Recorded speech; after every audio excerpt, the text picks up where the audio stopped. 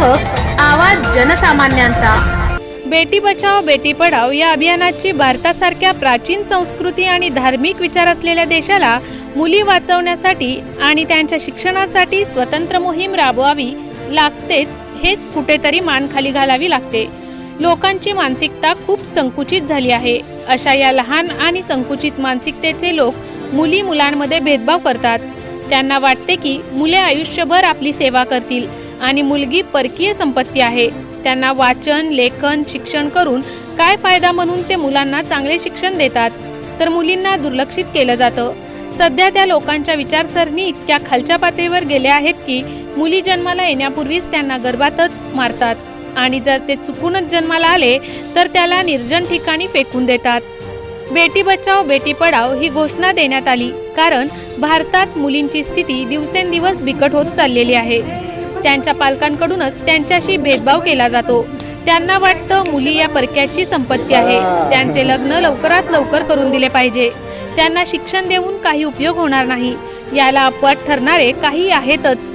असेच फलटण शहरातील श्री क्लासेस संचालक इंग्लिश विषयाचे सुप्रसिद्ध शिक्षक असणारे शिरीष कुमार किरकिरे सर व त्यांच्या सौभाग्यवती नीता शिरीष कुमार किरकिरे या निर्डावलेल्या आणि झोपलेल्या समाजाला आदर्श देण्याचे काम या जोडप्याने केले आहे। नीता किरकिरे या स्वतः एकुलत्या एक आणि या दाम्पत्यानेही आपल्या पोटी फक्त एका मुलीला जन्म दिला, तिला शिक्षित केली, स्वतःच्या पायावर उभे केले। त्यांची सुकन्या श्रद्धा व संदेश पांढरे या दाम्पत्यांनाही क्रांतिज्योती सावित्रीबाई फुले यांच्या जयंतीनिमित्त जो बालिका दिवस साजरा केला जातो त्या 3 जानेवारीलाच त्यांच्या घरात तिसऱ्या पिढीत एका कन्यारत्नाने जन्म घेतला आणि किरकिरे पांढरे परिवाराच्या आनंदाला पारावरच उरला नाही। तिचे स्वागत त्यांनी आपल्या घरात मोठ्या उत्साहाने साजरे केले।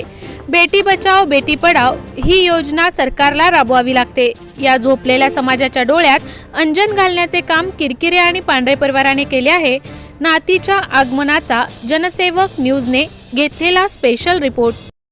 नमस्कार, मी श्रद्धा संदेश पांढरे, माहेरची श्रद्धा शिरीष कुमार किरकिरे। क्रांतिज्योती सावित्रीबाई फुले यांचा जन्मदिन म्हणजेच बालिका दिन आणि या बालिका दिनाच्या दिवशीच आमच्याकडे आज तिसऱ्या पिढीतही मुलगीच जन्माला आली, याचा एक अत्यानंद आज होतोय। इकडे आजी आजोबा, आजी आणि माझे मिस्टर म्हणजेच मुलीचे वडील आज सगळेच या आनंदात खूप सामील झालेले आहेत आणि बेटी पढाओ बेटी बचाओ असा हा एक संदेश या निमित्तानं सगळ्यांनाच देऊ इच्छिते।